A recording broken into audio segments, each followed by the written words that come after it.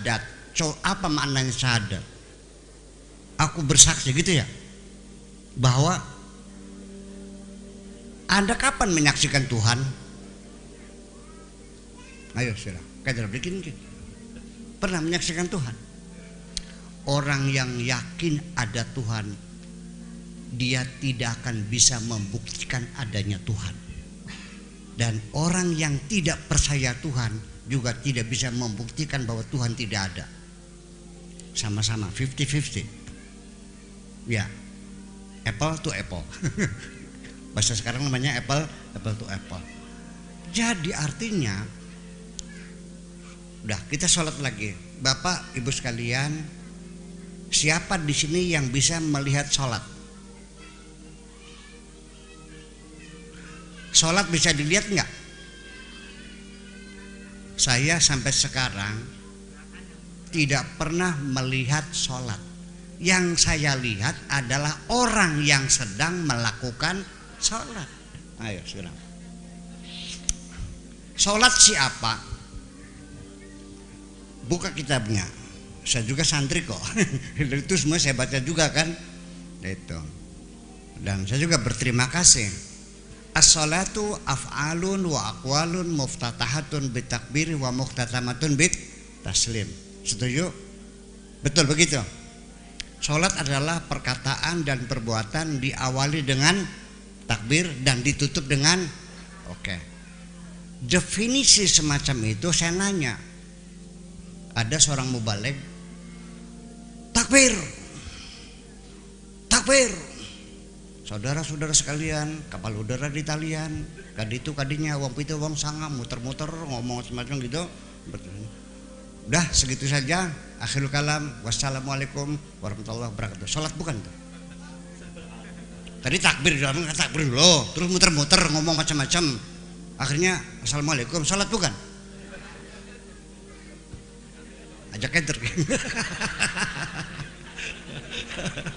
Lucu lama. Iya, ini.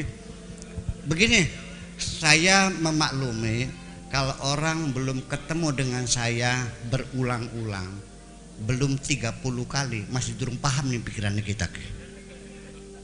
Tapi wis paham mah nyaman kok ya enggak? Iya, sok buka aja YouTube-nya yang sering. Pikiran saya sederhana dan bisa dijangkau oleh semua orang kok. Ya kan begitu? Jadi asyhadu itu bukan bersaksi. Di situ kita menyatakan keyakinan hati saya yang sedalam-dalamnya berdasarkan bukti-bukti, berdasarkan alasan-alasan, kan gitu. Berdasarkan dalil-dalil yang kuat bahwa Tuhan itu hanya Allah saja. Asyhadu alla ilaha illallah. Kenapa saya mengatakan menyatakan? Karena syahadat itu artinya sertifikasi. Syahadat itu kalau kita sekolah dapat namanya syahadah. Bahasa sini namanya ijazah. Itu syahadah namanya.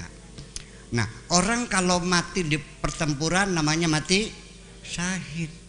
Bintang situ namanya asyhadu. Ya kan? Kalau kita mendalil hukum mubtada khobar, dalilnya namanya apa? Syahid. Betul enggak? Bahwa fa'il itu marfu, wasyahidu qala Muhammadun huwa ibnu Maliki dan sebagainya itu syahid. Jamannya syawahid. Kalau syahidun jamannya syuhada. Nah, orang yang menyaksikan musyahadah. Jadi makna syahadah itu adalah suatu pernyataan, menyatakan berdasarkan dalil, berdasarkan bukti yang kuat. Betul enggak? Bahwa Tuhan itu hanya Allah saja. Yang lain mah bukan Tuhan, yang Tuhan saja. Tuhan yang asli hanya Allah. Makanya maknanya dalam pengajian la ilaha oranana pangeran ai al ma'budu bil haqqi, yang sebenarnya kan gitu. Iya. Yang lain Tuhan juga, tapi bukan Tuhan yang sebenarnya. Yang sebenarnya hanya Allah. Itu makanya mana? Karena isim nyalanya nggak ada di sini. La ilaha kan nggak ada khobarnya. Itu makanya. Jadi kita tidak semata-mata hanya pemikiran filosofis, kita juga berdasarkan nahwunya, sorofnya, balaghahnya, mantiknya, semua punya alasan. Makanya itulah sebabnya maka dialog mesti dibuka semuanya. Tetapi akhirnya kita kembali lagi bahwa pada akhirnya mah ketika ada perbedaan pendapat, pertengkaran, silahkan, dan nanti di penghujungnya tidak mesti harus sama. Saya juga tidak maksa. Kalau ada orang meyakini bahwa barang siapa yang mengatakan la ilaha illallah dakhalal jannah, sampai setiap tahlil Allahumma ja'al akhirau kalamina la ilaha illallah, karena diyakini kalau kita mengucapkan terakhir la ilaha illallah les manjing surga. Silahkan, saya enggak ini. Cuman otak saya tidak menerima bahwa surga dibayar hanya dengan ucapan. Surga dibayar dengan darah dan keringat, dengan harta, dengan jerih payah. Wong masih main baik, kental-kental 20 tahun nyelengan aja. Mending surga. Ya kan begitu. Jadi, nah, kenapa jadi begitu? Di situ ada distorsi namanya. Yang dimaksudkan Rasul Kanjeng Nabi menjamin masuk surga, siapapun yang menerima kalimat tauhid dijamin masuk surga, itu bukan yang mengatakan. Karena orang Arab sendiri datang pada Nabi, qalu amanna. Lalu kata Allah mengatakan bal qulu aslamna. Katakanlah aslamna, jangan bilang amanna, bahwa kamu baru muslim, baru maca syahadat, baru sholat, baru puasa, baru muslim.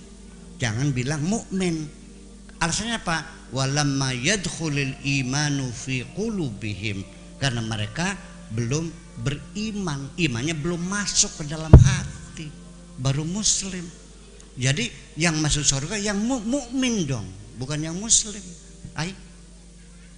Betul enggak? Kita berdalil. Nah makanya saya menjadi aneh. Itulah makanya orang Islam akhirnya lalawora, gampang meremehkan, dikiranya masuk surga semudah itu hanya dengan mengucapkan kayak film Barbie, kata-kata jreng gitu. Ya tolong dong, jangan menghayal terlalu tinggi dong, ya kan? Ya bagaimana Anda masuk surga, tetangga kelaparan dibiarkan kok, betul? Anak yatim terlantar tidak datang ke sekolah, dari mana surganya? Betul enggak? Nah kalau orang yatim masih terlantar, orang miskin kelaparan, maka sholatmu akan dibayar dengan neraka oleh Allah. Tidak semudah itu yang surga. Jadi bukan mengatakan la ilaha illallah, tetapi barang siapa yang menerima kalimat tauhid, itu artinya yang mendukung perjuangan Kanjeng Nabi, itu yang dijamin masuk surga. Mendukung itu gimana? Pak Kowo nyalon Kowo ya dulu, sekarang udah jadi kan. Nah Pak Kowo nih rokok khawatir nih 10 bos nih, 10 bal sok yang datang nih pegang rokoknya. Apalagi nih Pak Kowo tuh jalan tuh dicor tuh balku, nah duitnya udah saya bayar. Ada yang ngejalan cor, ada yang nyumbang rokok, nyumbang duit, kan begitu. Setelah jadi diangkat nggak mereka? Diangkat nggak? Nah itu yang mendukung perjuangan Nabi, bukan yang menyanyikan lagu-lagu. Baku siapa namanya? Basari. Maskari,